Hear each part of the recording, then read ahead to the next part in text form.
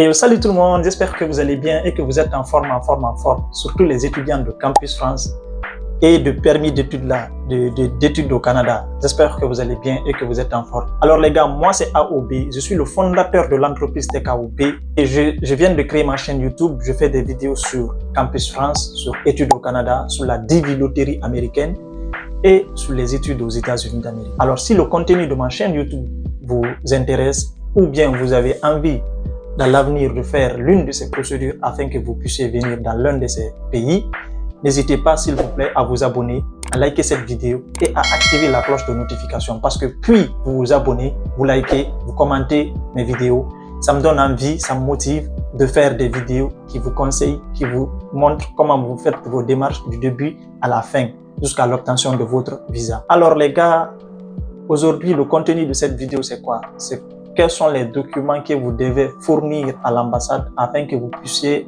obtenir votre visa étudiant pour venir étudier ici en France. Donc, en quelque sorte, cette vidéo, elle concerne qui exactement? Elle concerne les étudiants qui sont en train de faire leur procédure Campus France. Précisément, ceux qui ont déjà une admission.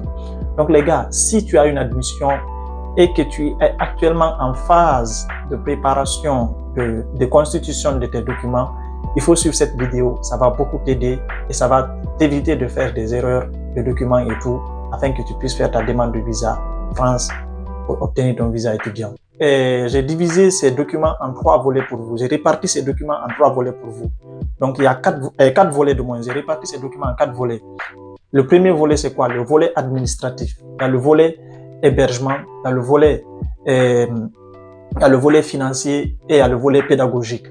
Donc, le premier volet, comme je le disais tout à l'heure, sur le volet administratif, nous allons lister les documents que vous devez constituer au niveau de ce volet. Le volet administratif, c'est quoi? Vous savez, quand vous faites votre procédure Campus France et que vous avez une acceptation, vous validez, faites votre choix définitif, vous validez votre acceptation et tout. Campus France va vous fournir un document qu'on appelle accord préalable d'inscription. Donc ce document-là, c'est le premier document que vous devez mettre dans votre volet pédagogique, votre volet administratif.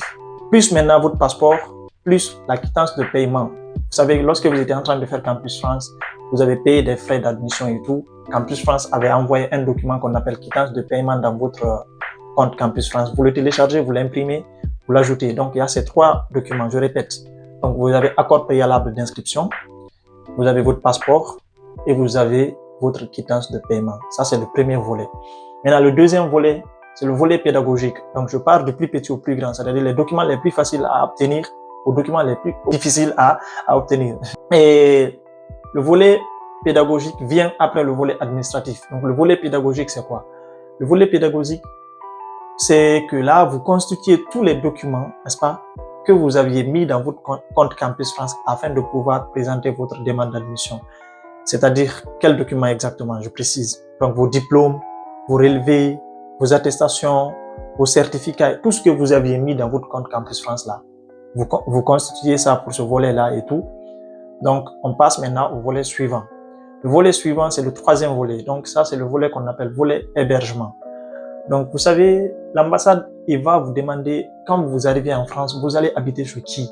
Vous allez vous loger où? Parce que c'est pas eux qui vont vous fournir un logement. C'est vous-même, vous allez vous battre pour trouver votre propre logement. Donc, du coup, je vous conseille très fortement de trouver une personne qui se trouve dans la même ville où vous avez eu une acceptation. Quelqu'un, même si vous n'êtes pas la même famille, quelqu'un quand même qui peut s'engager à vous prendre, comment on appelle, à vous héberger une fois que vous arrivez ici en France. Et quels sont les documents que cette personne doit vous fournir? C'est d'abord une attestation d'hébergement qu'il doit écrire. Il doit écrire dessus, moi, je m'engage à héberger tel étudiant une fois qu'il arrive en France jusqu'à ce qu'il trouve son propre logement. Et maintenant, il doit fournir aussi des documents pour accompagner cette attestation. Quels sont les documents qu'il doit fournir pour accompagner cette attestation? Sa pièce d'identité, d'accord? Une facture, quelle que soit la facture, soit téléphonique ou d'électricité, je sais pas quoi.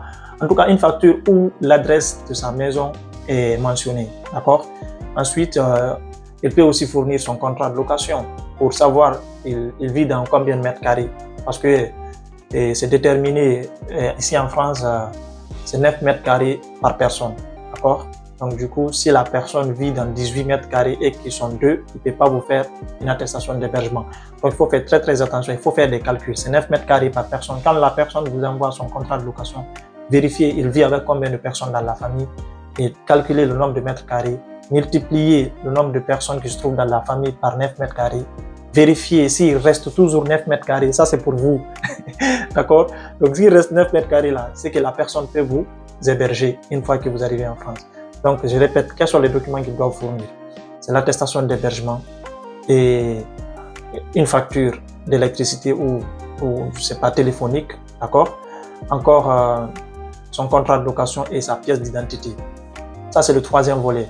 Maintenant, le quatrième et dernier volet, c'est le volet le plus difficile. C'est là que vous allez comprendre et vous allez connaître qui, dans votre famille, vous soutient et qui a envie que vous fassiez vos études en France ou, je sais pas, au Canada. D'accord? Parce que c'est là qu'on appelle prise en charge. En quelque sorte, pour la France, je vous déconseille beaucoup de faire des documents de prise en charge actuellement. L'ambassade rejette beaucoup cela.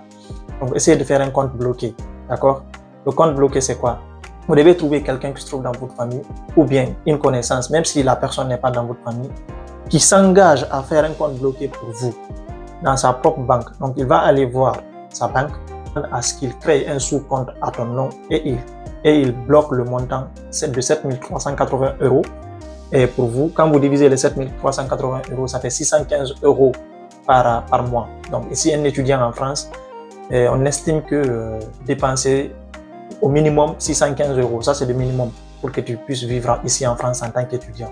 Ils vont lui donner un document qu'on appelle attestation de virement permanent et irrévocable. Donc, une fois que l'étudiant sera en France, nous nous engageons à faire un virement permanent et irrévocable de 615 € chaque mois pour cet étudiant, pour subvenir à ses frais de scolarité et à ses frais de subsistance ici en France. Ensuite, quels sont les documents que votre garant doit fournir de plus pour appuyer cette attestation de virement permanent et irrévocable? Il doit fournir ses relevés bancaires et sa pièce d'identité. S'il est fonctionnaire, il peut fournir aussi son attestation de service et tout. Donc, c'est ça les documents que le garant doit fournir. C'est pas trop demandé. C'est pas comme le Canada où on demande lien de parenté, ça. Non. Ils n'ont pas besoin de ça. Déjà, lettre explicative. Il y en a des gens qui me demandent est-ce que c'est nécessaire de faire une lettre explicative et tout. La lettre explicative, elle est nécessaire que quand il y a un petit souci dans votre dossier. C'est-à-dire, quand vous avez un petit souci dans votre dossier comme ça là et tout, vous pouvez faire une lettre explicative. Mais sinon, ne faites même pas. Moi, j'avais fait, ils n'ont pas pris parce qu'il n'y avait aucun souci avec mon dossier là et tout. Je vais faire un récapitulatif pour vous. Donc, il y a le volet administratif où vous devez fournir l'accord préalable d'inscription, le passeport et aussi la quittance de paiement.